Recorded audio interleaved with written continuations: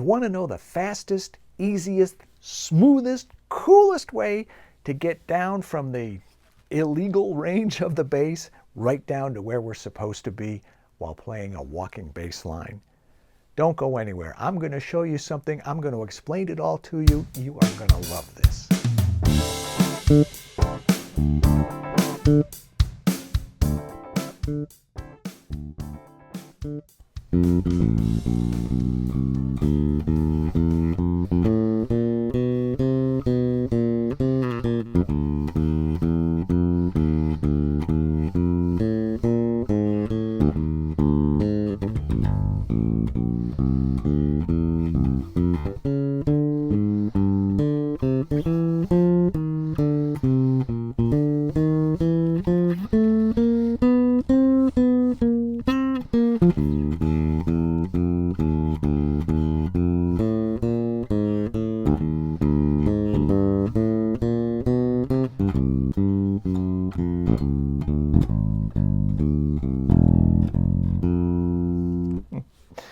Hi, I'm John Liebman. Welcome to another edition of The Essence of Groove. You've never seen me play this bass before. I just got it. The folks at Brubaker Guitars sent this to me to check out, and I just can't stop playing it. In fact, the day that it came, I was playing it that night, and my wife finally said to me, "Are you ever going to put that thing down?" Not anytime soon. This is the Brubaker JXB USA 4. And this, I think this is the one that Rudy Sarzo was going on and on and on about when I interviewed him a few weeks ago. I'm not 100% sure of that, so don't hold me to it, but it's the Brubaker bass, and it's, first thing I noticed, it feels kind of light to me, and it feels great, it sounds great, it's fast, it's smooth, and did I mention that I can't stop playing it? One other really, really amazing feature, I don't know if I've ever seen anything quite like this before, is that you can actually pop out the electronics and replace them with something completely different. So if you want to put in an Aguilar electronics bit, or Nordstrand, or Bartolini, or what's the dark glass, you just pop out the old one, pop in the new one, and you can get your sound. This is awesome. What I want to talk to you about today, last lesson I did something on walking bass lines and the note choice when changing from one chord to another. And the response was very strong, so I thought I'd do another lesson on walking bass because you seem to like that.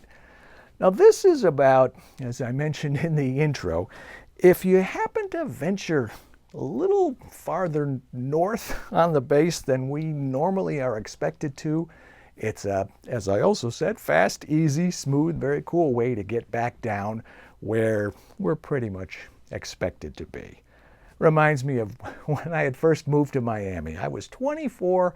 I got this gig in a really nice restaurant in Coconut Grove. I think it was in the Grand Bay Hotel, I think it was called. And I used to play with this old lady who was on the piano. I'm probably older now than she was then, but to me she was old. But I was on the upright bass, and I was in my tuxedo, and we were playing all these jazz standards, whatever we were playing. And if I went up to an E or an F or, God forbid, a G on the G string, she would turn around and yell at me. She'd say, "Hey, cut that out. You're a bass player. Get down where you belong." I'm like, "Oh, sorry."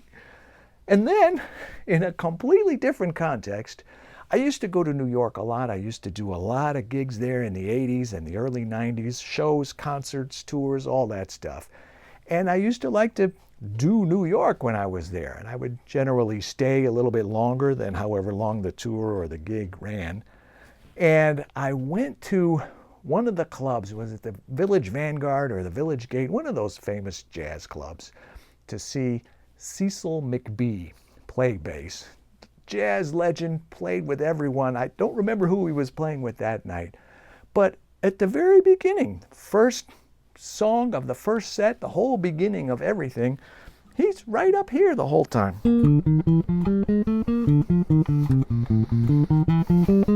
And I'm like, Are we allowed to do that? I guess when you're Cecil McBee, you've got a certain amount of poetic jazz license and you can do that. But for us, for you, most of the time it is highly advisable to stay, you know, in this range here. You can go up to here. That's fine, the 7th fret or so.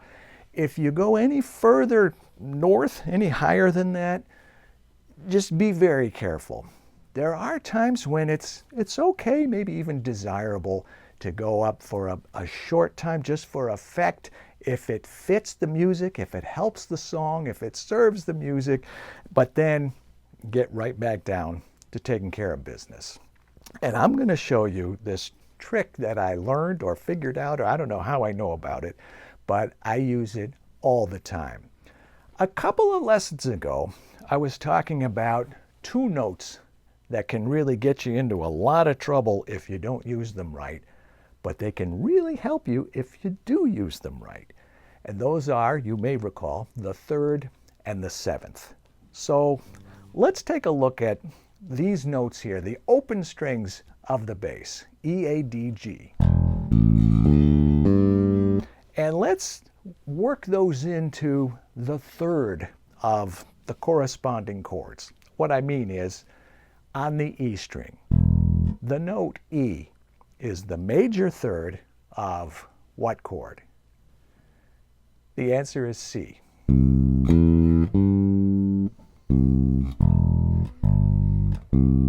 So if you're playing and you're feeling bold and daring and you venture up into the stratosphere part of the bass,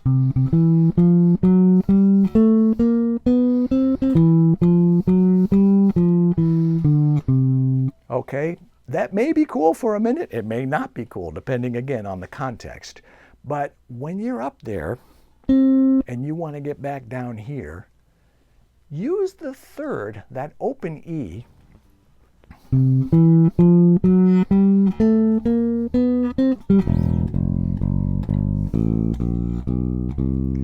it's very clear to the listener that you're playing a C chord because you played the root and you played the 3rd and then you played within the confines of what you would play over a C chord. It's quick, it's fast, it's easy, it's non-disruptive, it's smooth. Let me show you the other examples and you'll catch on more and more. Let's go to the A string. The note A is the major 3rd of what chord? The answer is F. So, same type of thing. If you're up here,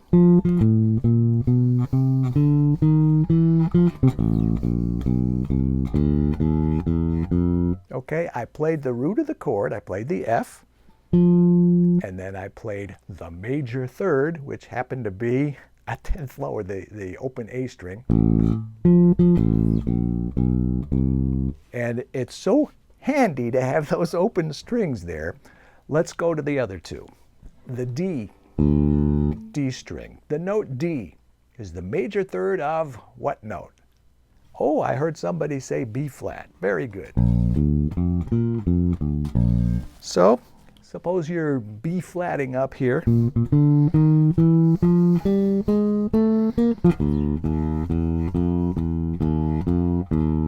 You see how that makes it so easy and smooth and fast and cool to get from way up here back to where we're expected to be. And it actually makes the upper register sound, the upper register part that you play sound cooler because you get up there like, what was that? And then you're right back down to taking care of business. So you don't overstay your welcome. If you do it just enough, it could really add something.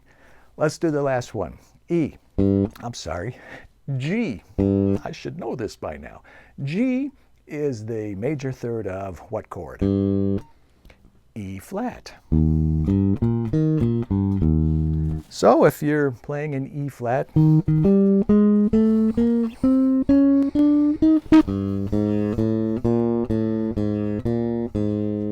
okay, that doesn't sound quite as dramatic, probably because we're not going quite as low, but it's still a pretty good leap from the E flat up here, all the way down to the open G.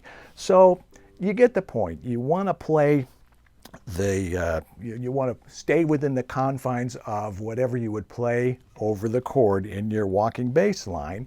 If you venture kind of further up than you would normally go, this is a quick and easy way to get back down to the register where you're generally expected to play.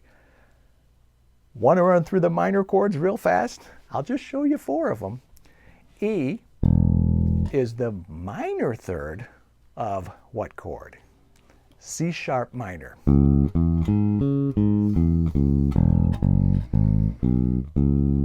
So suppose we're playing a C sharp minor chord.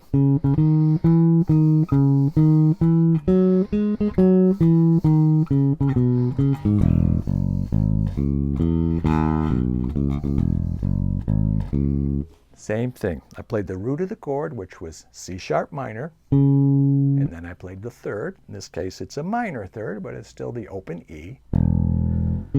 I actually played the fifth also, the G sharp. So I went.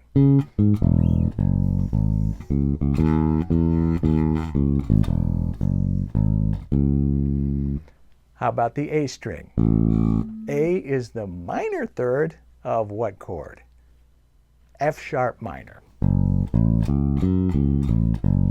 So if you want to do that same type of thing, if you're feeling bold and dangerous and risky and you're up here,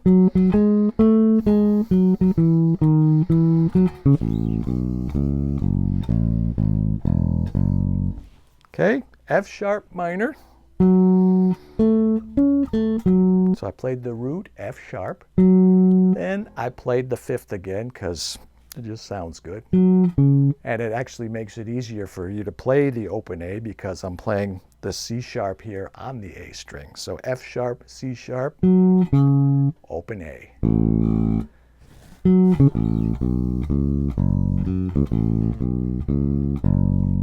What's next? D. D is the minor third of what chord? B minor.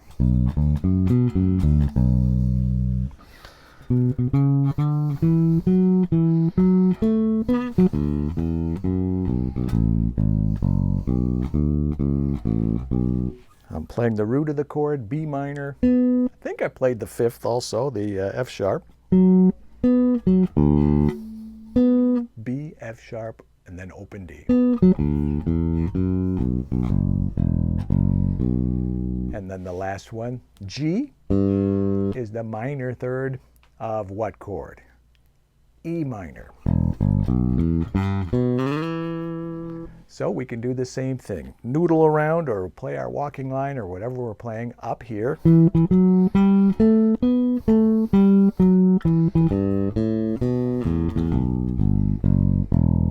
I played the root of the chord, E, and then I jumped down to the third, the minor third, which is a G natural.